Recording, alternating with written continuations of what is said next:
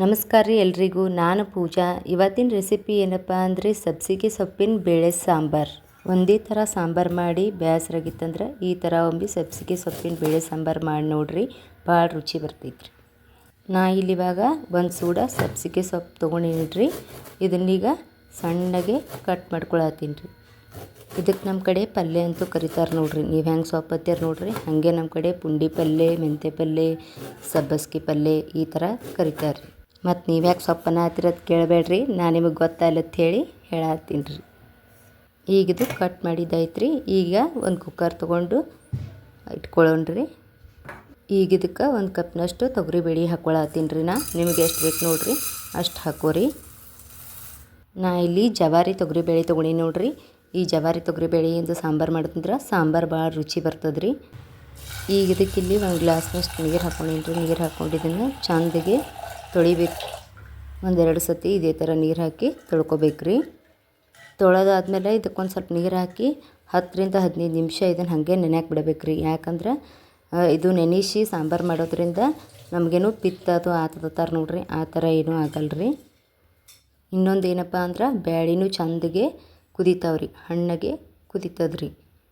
ಆಗಲೇ ನಾವು ಕಟ್ ಮಾಡಿ ಇಟ್ಕೊಂಡಿದ್ದೀವಿ ನೋಡ್ರಿ ಆ ಸಬ್ಬಸ್ಗೆ ಸೊಪ್ಪನ್ನೀಗ ಇದಕ್ಕೆ ಹಾಕೊಳ್ಳೋಣ್ರಿ.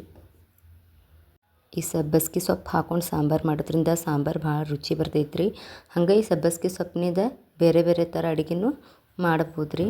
ನಾ ಇಲ್ಲಿ ಇದಕ್ಕೆ ಒಂದು ಟೊಮೆಟೊ ಹಣ್ಣನ್ನು ಕೂಡ ಕಟ್ ಮಾಡ್ಕೊಂಡು ಹಾಕ್ಕೊಳತ್ತೀನಿ ರೀ. ನಾ ಇಲ್ಲಿ ಒಂದೇ ತೊಗೊಂಡಿನಿ ರೀ, ನೀವು ಬೇಕಂದ್ರೆ 2 ಹಾಕೋಬೋದು ರೀ.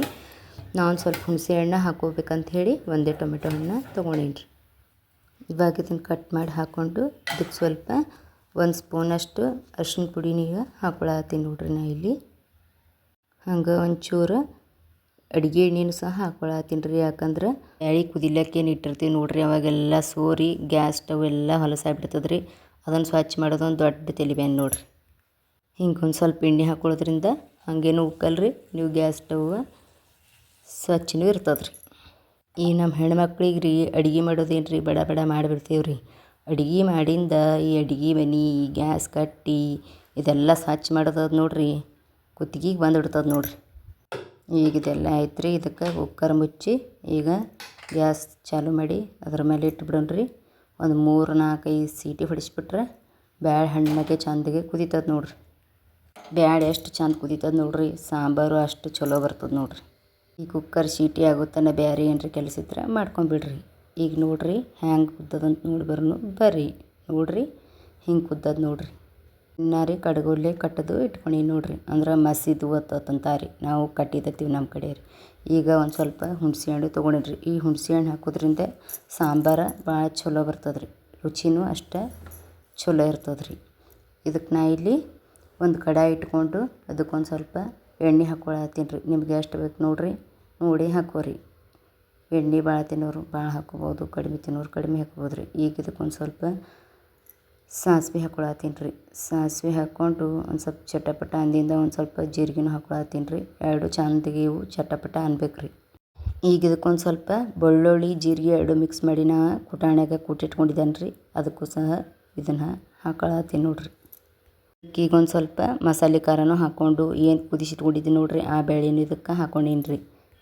ನಾ ಹುಣಸೆ ಹಣ್ಣೆ ನೀರು ಹಾಕಿ ನೆನೆ ಇಟ್ಕೊಂಡಿದ್ದು ನೋಡ್ರಿ, ಅದನ್ನೂ ಸ್ವಲ್ಪ ಕೆಂಚಿ ಇದಕ್ಕೆ ಹಾಕ್ಕೊಳತ್ತೀನಿ ರೀ.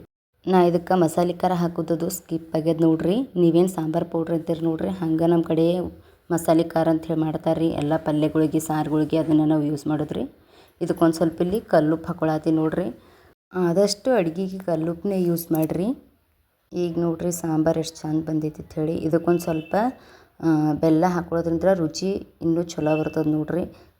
ನಿಮಗೆ ಸ್ವೀಟ್ ಇಷ್ಟ ಆಗ್ತಂದ್ರೆ ಹಾಕೋರಿ, ಇಲ್ಲಾಂದ್ರೆ ಸ್ಕಿಪ್ ಮಾಡಿರಿ ನೋಡ್ರಿ. ಈಗ ಸಾಂಬಾರನ್ನ ಸಣ್ಣ ಉರಿಯೊಳಗೆ ಚಂದಗೆ ಕುದಿಬೇಕು ರೀ. ಎಷ್ಟು ಕುದೀತದೆ ನೋಡ್ರಿ ಸಾಂಬಾರು ಅಷ್ಟು ಟೇಸ್ಟ್ ಆಕ್ಕದ್ರಿ. ಈಗ ಇದಕ್ಕೆ ಸಣ್ಣಗೆ ಕಟ್ ಮಾಡಿದ ಕೊತ್ತಂಬರಿ ಸೊಪ್ಪನ್ನು ಸಹ ಹಾಕ್ಕೊಳತ್ತೀನಿ ನೋಡ್ರಿ. ಈಗಿದು ಸಾಂಬಾರು ರೆಡಿ ಆಗ್ಯದ ನೋಡ್ರಿ. ಹಂಗೆ ನಮ್ಮ ಚಾನಲ್ನ ಯಾರ್ಯಾರು ಸಬ್ಸ್ಕ್ರೈಬ್ ಮಾಡ್ಕೊಂಡಿಲ್ಲ ನೋಡ್ರಿ, ಸಬ್ಸ್ಕ್ರೈಬ್ ಮಾಡ್ಕೊಡ್ರಿ. ಈ ಸಾಂಬಾರು ನಿಮ್ಗೆ ಇಷ್ಟ ಆಗಿತ್ತಂದ್ರೆ ಒಂದು ಲೈಕ್ ಕಮೆಂಟ್ ಕೊಡೋದು ಮರಿಬೇಡ್ರಿ.